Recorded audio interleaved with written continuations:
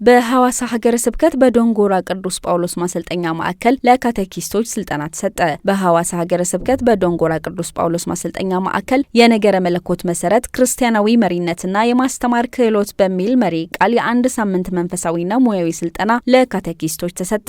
ስልጠናው በክቡር አባ ተሻለ ፍሎ እና በክቡር አባ ዮሴፍ ሙሉጌታ መሪነት ነው የተሰጠው። የሐዋሳ ሀገረ ስብከት ሐዋርያዊ ስራ አስተባባሪ ክቡር አባ ዮሴፍ እንደገለጹት ሰልጣኞች የአገልግሎታቸው መሰረት ወንጌል መሆኑን በመረዳት ትምህርት የማዘጋጀት የመምራትና የቤተክርስቲያንን እድገት የማፋጠን ክህሎታቸውን አዳብረዋል። በሐዋሳ ሀገረ ስብከት የካህናት ቁጥር አነስተኛ በሆነበት በዚህ ወቅት የካቴኪስቶች ሚና ከፍተኛ በመሆኑ ሀገረ ስብከቱ ተመሳሳይ ስልጠናዎችን አጠናክሮ እንደሚቀጥልም ተገልጿል። ስልጠናው ላለፉት ተከታታይ ወራት ሲሰጥ የቆየው የሙሉ ጊዜና የትርፍ ጊዜ ካቴኪስቶች ስልጠና አካል ነው። በዚህ የትርፍ ጊዜ ካቴኪስቶች ስልጠናም ከኦሮሚያ ክልል ጉጂ ዞን የመጡ ከ70 በላይ የሚሆኑ ሲሳተፉ በቀጣይም ሌሎች ከ500 በላይ ካቴኪስቶች ይሳተፋሉ ተብሎ ይጠበቃል።